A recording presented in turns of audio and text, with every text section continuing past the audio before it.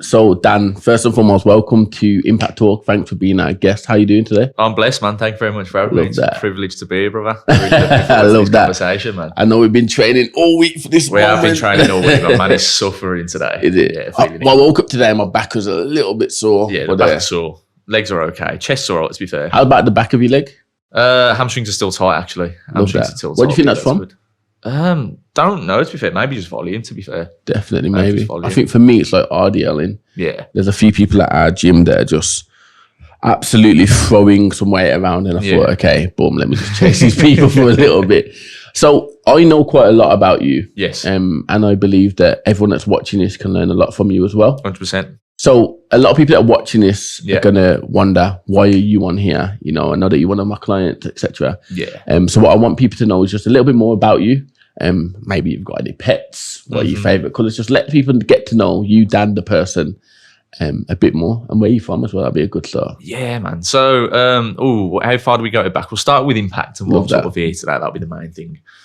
So when I was 18, I was at my heaviest. I was 20 stone. I was quite a big boy. I was basically morbidly obese. What sizes were you wearing there? Like what clothes? 40-inch waist. 40-inch waist. Double or triple XL, man. Yeah. Is that top and bottom? What were your tops yeah. So tops would have been triple XL. I was wearing triple XL tops and 40-inch waist jeans. Yeah. Couldn't get 30-inch waist around me. Just too tight. Couldn't get them literally to buck around my waist, man. I could not button. So you're 18 and you're weighing 20 stone. Yeah, 18, weighing 20 stone. I'd always carried weight through sort of school when I was younger. But everyone sort of knew I was sort of quite bigger than most of the lads my age anyway. Yeah. How tall are you? 6'1", I think. 6'1", okay. 6'1", yeah. 6'1", 6'2", depending on what trainers I'm wearing. A pair of Air Max up there, man. I love that. So, yeah, people always said, you'll be one of these, you'll be a big lad, you'll carry weight, you carry it well, those sort of things. But it always plays in the mind that you're sort of a little bit bigger than everyone. Yeah. I was always mad into my sport, love my cricket, love my football, but could never quite perform the ability that everyone else could. And probably sort of didn't get as fully involved in sport as much when I was younger. Probably due to a bit of anxiety from carrying the weight, to be fair, and being bigger than everyone else, not being as fit at such a young age. So yeah, I was always carried weight, so I was always okay with it. Then I went to college, didn't enjoy college at all. What did you do at college? Did A-levels, didn't enjoy the subjects that I studied. So I dropped out halfway through my second year. At that point, I put on 3 stone. So I went from 15 to 18 stone. And just ballooned and sort of carried on that weight in my first year of job. My first job when I left college was an office-based job, sat at a desk. Everybody's bringing in like biscuits and you just pick up unhealthy eating habits. Yeah. People buy a lot of sandwiches and takeaways on a Friday. And at that point I was 17, 18. So I was going out drinking more, which wouldn't been used to before. Once you drink, you have a takeaway after a dirty kebab. So yeah, it built up to the point where I was about 20 stone. Yeah, 20 stone was my heaviest, man. And you were 18 years old there? Yeah, 18 years old carrying that much weight. And all that stemmed from things piling up? Yeah, things piling up and me not addressing it, to be fair. Yeah. I remember I started going to the gym when I was about 18 and a half with a friend. He sort of showed me the ropes. He was in decent shape at the time. Love that. That was a pure gym. It's normally like how it starts, isn't it? People normally just get a gym buddy. Usually, yeah. I'd always been like interested in gym. I'd gone like every now and then when I was sort of 16, 17, but never fully committed to it. Probably just because I'd start to wake and think, this isn't for me, not realising that obviously you have to push through the pain barriers. Yeah. But then I remember I think it was when I went back to work at the start of the new year. Another girl in the office wanted to lose weight. So we had a competition. I love that. So we do like a weekly weigh-in, and who could lose more weight. And did you do like a financial gain or anything like that? No, it was just whoever could lose more weight. Yeah. That was it really, just to sort of see. Maybe it was them sort of playing a trick going, you're sort of you're too overweight, let's see how much weight you can lose. Yeah. As a result, in the first week, she put a pound on. Not going to doctor or anything. And I lost 7 pounds in the first week. £7 in the first week? Dropped half a stone in 1 week.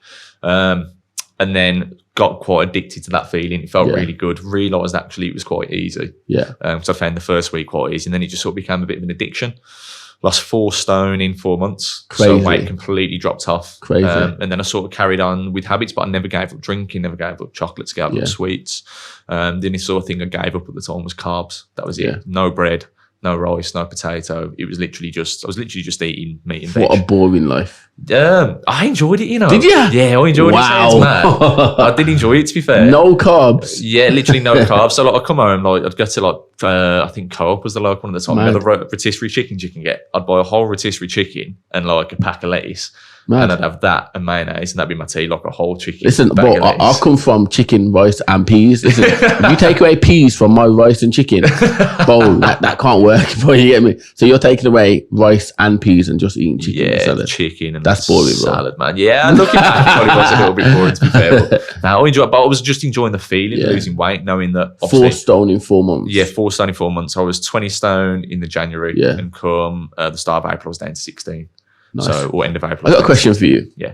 So you lost 4 stone in 4 months, yeah? Mhm. At any point while losing weight, did you think, man, I should have done this quicker or should have done this earlier? 100%.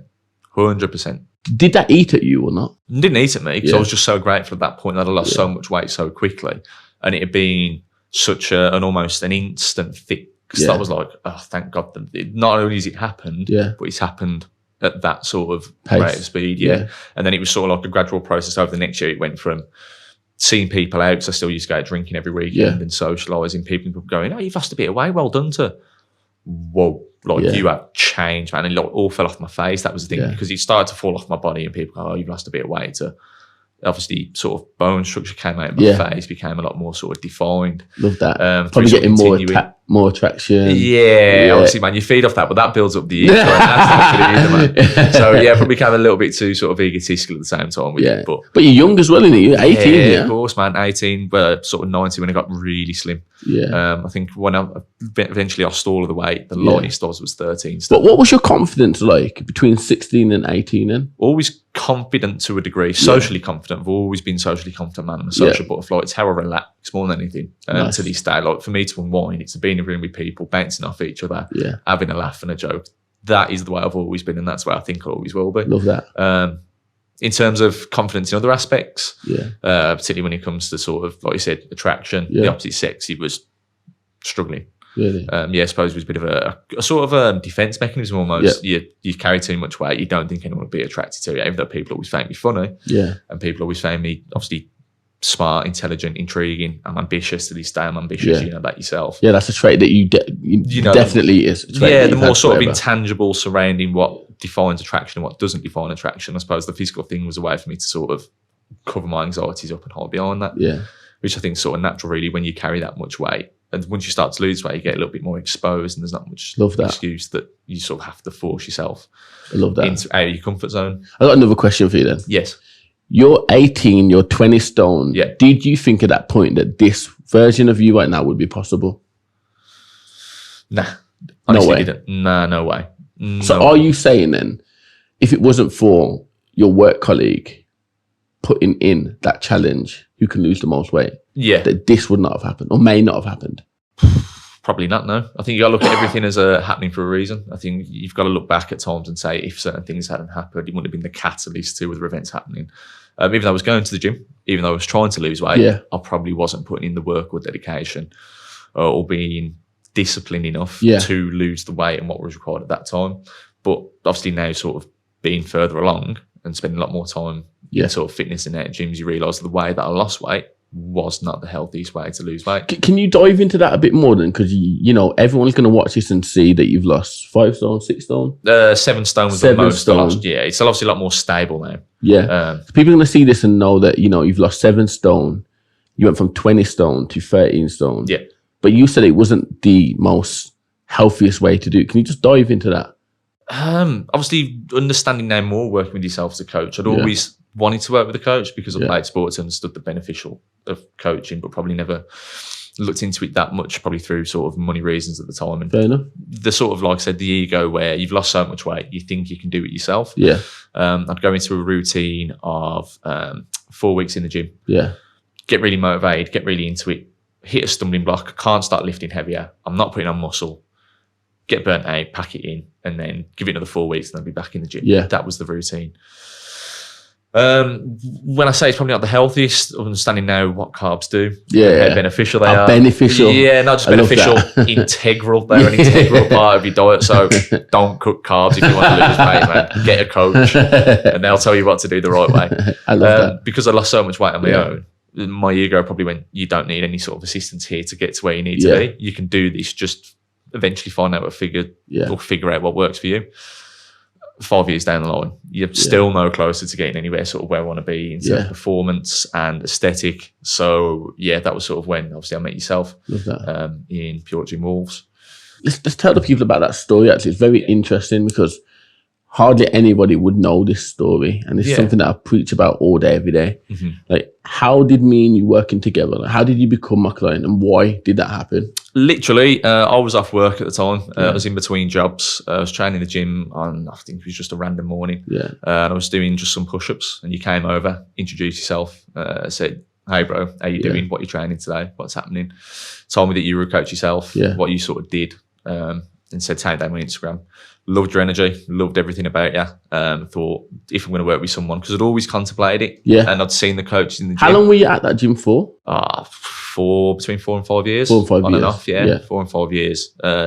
Knew some of the coaches personally from before, but never sort of gone, that don't really want to work with anyone, probably because no one's ever made it as though they want to work with me. So I just think it's because there was no personal interaction, just that little bit of personality, that little bit of, an introduction into yourself. And I went, right, if we're going to work with anyone, I'll work with you. A couple months later, when I had a bit more money, I was back into job and in a routine, contacted you, sat down, had a discussion about what my fitness goals were at that time, how you could help me. I've been working together ever since. And it's been a long time so far. Yeah, it's good, man. Love this. I love that. I really am going to lean off what you said earlier. Like, I'm a big believer in it happens when it's meant to happen. 100%. The same way how you were in the environment of being in that job and that lady was at your work and she put on a pound, yet you lost 7 pounds. You were in the environment ready to change. The environment itself didn't change you, but you were at the right place. The same time and the same reflection or the same example I would use would be both of us being in that gym. I was training someone and I'm doing what I do every single day. You just happen to be in the environment. And I'm just grateful that we've been able to just meet the same energy and continue to progress. Like, your story literally is what impact is all about. And you have impacted not just myself, but many people that are going to watch this. They're going to be like, he lost 7 stone. Yeah, he did. But there's more to the story than just 7 stone. 100%, man. There's a lot that goes into it. There's a lot of sort of, it's that sort of small, compounding things over time and time again that's led me to where I am now in my fitness journey. I'm probably the fittest I've ever been. Love that. In terms of definitely my strength and my flexibility, my mobility. I can feel it. Because obviously the one thing that when I spoke to you was I played cricket quite a lot. And you use muscles in cricket, man, that you just don't know exist. It's a long time in the field. And I feel much more comfortable now playing than I ever have done. So love that. We were in the gym this week and he spoke about your squat. That would be a very interesting thing to share with people. So we were squatting and I remember you saying to me, "Sam, I haven't done this since we've been on the program." I was like, okay. And gradually, the more and more that you did the same lift, the lower and lower. Within about 15 minutes, I got to the deepest I've ever gotten to a barbell weighted squat. And it was literally just a couple of form adjustments. The weight wasn't particularly heavy. The weight was what it needed to be to get me past where I was. 100%. But at the same time, that's probably because A, I'm confident in 100%. you and what you tell me as a coach. And B, the sort of strength and development that we've done on other movements beforehand to build to a point where I can get deeper into that squat. I showed a friend the video on the evening. I went out with a friend and I just went, he's got knee problems actually. And he struggles with his knees quite a lot. I went, watch my knees as I did the movements. And he was like, what I would do for your knees. It was almost like an elastic band, man. When you saw the sort of muscle contract, it was weird. It's mad, because like stuff like that, I already know 2 coaches that would help him. The kinetic coach is one, and functional performance, 2 coaches that I'm really tight with. And their knowledge in movements like that with conditions is crazy. But and this is why like we need to make sure that whoever we work with, that we can actually help them rather than just be like, man, I'm going to take your money. Like I don't do that stuff. No. Like it's very much like, do I want to work with you? Can I help you? And are you ready to be helped? It's one of the biggest things. You were ready to be helped. And whatever we did before that to get there, it was definitely worth it, whether it's a lot of work before working together or a little bit of work. Like the product that stands in front of us right now, like this version of you right now is a far better, more accurate version of you than I've ever seen. 100%, man. And I feel it as well. I feel it. Even though I've always been confident in the gym, I've never thought I've had any difficulties with movements. You just picked up on one things here and there. I became much more confident doing movements, became much more confident in my own ability in the gym and outside of the gym as well. just a lot more sort of comfortable when I'm moving around, because Sounds even though good. I've built upon everything that was sort of there before, and and it's really been accentuated now. So I love that. It feels good. Okay, so what normally happens when people are on a fitness journey is it normally doesn't just help their fitness. Yeah. Like working on yourself doesn't just stop in the gym. No. It doesn't start in the gym and doesn't stop in the gym. So the question that I have for you is, how has fitness helped change your life? I want you to take it back to, you're now 18 and you're 20 stone. You know, you're not 18 no more, and you definitely aren't 20 stone anymore. So how has fitness, you working on yourself from 18 to now, change your life? It's definitely changed it for the better. Yeah. Like I said, it was almost as though the excess weight that I carried and the excess fat was almost like a comfort blanket. Yeah. It was like a shield armor for deeper insecurities that, of course, once you take away those barriers, those layers of fat, even though you've still got clothes on, you're actually more confident. Yeah. You're more exposed because you've now got no choice but to be what you said you were going to be. Yes. You're slimmer, you're more attractive. Yeah. People are coming up and they're looking to speak with you, as opposed to you have to try and force a conversation with them. Yeah. So it's made me a lot more confident, not just in terms of it's how you look, but how you have to approach things has definitely changed the way that I see it, in the way that I go about my life. Yeah. Because one, I know that people are more willing to sort of, you know, engage with me, but also I have to engage with them, and there's no barrier there where I can go, well, he doesn't want to engage with me, or she doesn't want to engage with me because I'm morbidly obese. Yeah. It is a barrier. Then once you remove that barrier yourself, you've then got to face whatever's on the other side of that wall. Like, you're living proof of both sides. One who, you know, has a lot of insecurities at this point when you are 20 stone, you know, and someone who is held back mentally, physically, and emotionally at 20 stone. You spoke about the fact that you were out of a job at one point. Yeah. Like, you tick so many boxes, but yet you still found a way. Yeah, of course. So when people come to me and they say, well, I want to, but I don't, or I'm not ready, you don't actually want to yet. And that's okay, because you're not in the right environment and you're not ready to change yet. Yeah. But that's okay. The minute that you combine both the environment and the ability from a mindset to change, great things will happen. But that takes a process. Like, I know for myself, like, I'm 29 now, and the way that I speak right now is not the same way that I spoke at 18. Yeah, 100%. You know what I mean? That element of growth, just because we are older doesn't mean straight away that we're going to know more, but we should know more, but it doesn't mean that we actually do. Nah, not at all. You know? There was a quote I found last year, and it was quite liberating for me. Well, I didn't understand. I love your quotes. I do love your quotes. Yeah, everybody says that, you know, man. And it was the day that you realise that you know nothing was the day that you'll be the most free. And I didn't understand it, because I was like, what's the point? I was in a bit of an existential crisis at the time. I was a little bit, what's the word, nihilistic. Sort of didn't see any sort of meaning in life, but we won't go too deep into that. And I didn't understand it until about 6 months later. And it was like, you know what? I don't actually know anything. So I'm going to try and learn as much as possible from this point onwards. And it was just liberating. And that's just like what you said there, where you think you know more, and even though you do know more, you don't, but you're just willing to absorb and sponge as much information. I love that sponge. Like, I literally remember when I was younger, a little bit younger, I'm like 100, but I'm not. We used to watch SpongeBob SquarePants. Yeah. And like, I remember, what's that guy's name now? Oh, what's his name? Not SpongeBob, not Patrick. Squidward. And all the time, like, he would always, something bad would always happen to him. SpongeBob would always just about dodge it. Yeah. And like, what I learned from that personally is, like, Squidward, like, he's an older person. He's trying to act all posh and high mighty, and, you know, he's trying to act like he's got his life together. Yeah. Like, but every time he's trying to fake something that he is not, something bad always happens. And my reflection on that is, the more that I am a sponge, just like yourself, and realizing that I know nothing, but allowing myself to know and learn something, I will go way further. 100%. Way further. 100%. So, yeah, it's interesting. Got another quote here, life lesson from SpongeBob. It's a SpongeBob quote. It was, I think it was, the man who enjoys the journey will always walk further than the man that enjoys the destination. That was SpongeBob? No, it wasn't SpongeBob. Okay, I was going to say. I never heard that. No, that weren't on SpongeBob. I love that. No, it's big. It's big. Okay, so you've took us back to, you know, the element of, you know, the struggles that you've had. Yeah. We spoke about why you are where you are now and the growth that it took. Like, normally when people, what I'm trying to say is, normally when I work with clients who come to me, they normally have a a struggle mentally as well. Did you at any point have any struggles mentally? In terms of fitness in the gym or just in general? Like, oh God, yeah, mate, I've had all sorts. How did you get over that then?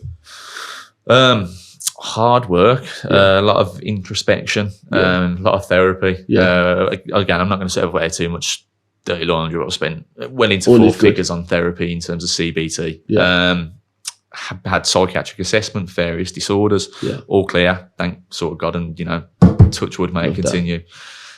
So yeah, a lot of introspection, a lot of going away, finding things out about myself that I didn't like. In terms of not just the physical aspects, which was obviously touched on when I was 20 stone, but of course more internally and what's going on inside my brain and what makes me function the way that I do from a cognitive point.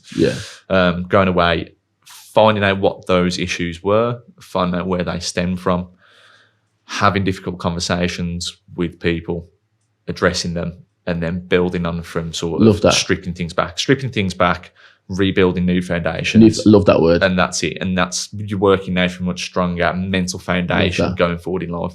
Love that. And you probably caught me probably at the back end of the most extreme point. That was when we first met, and I was like, right, I'm ready to take this next step. And that is where we started working together last year. So the foundation, like that word foundation, is so important. There's so many words in fitness, and one of them that are like a stand-alone point for me is foundation. If your foundation is weak, don't try and build on it. No. Like if you can't nail the basics of fitness, getting your steps, drinking your water, doing a level of movement, if you can't nail that,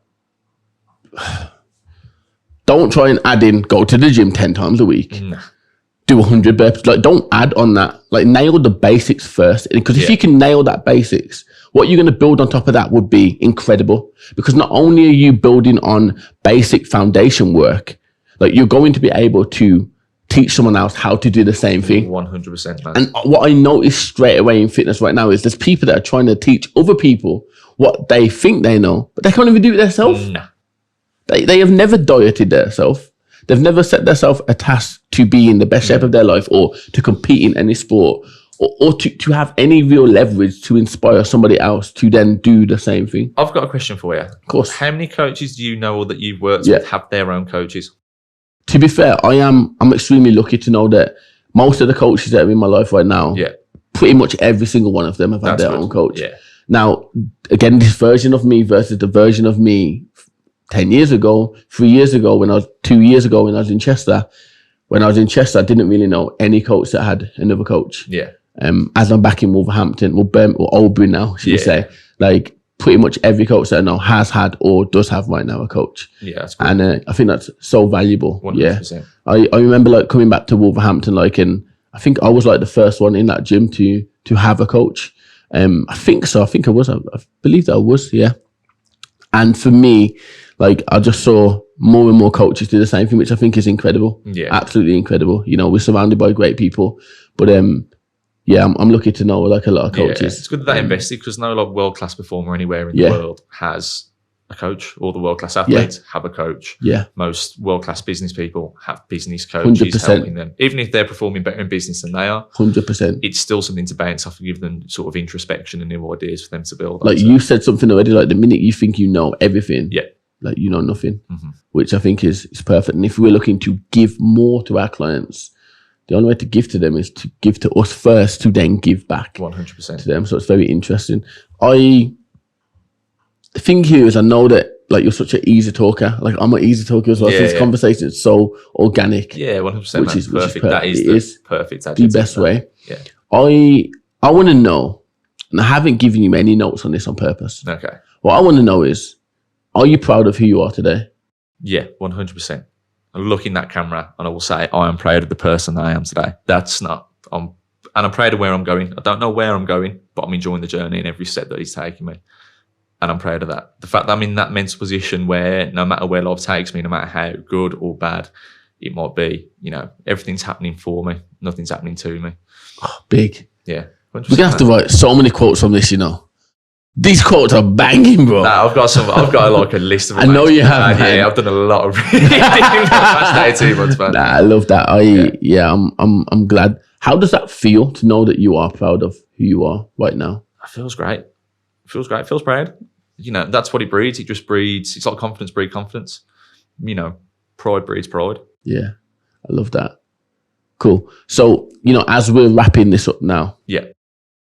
the question that we ask everybody that sits in that chair right there is, this version of you at the age of 25, Yes. what advice would you have given the 16-year-old version of you?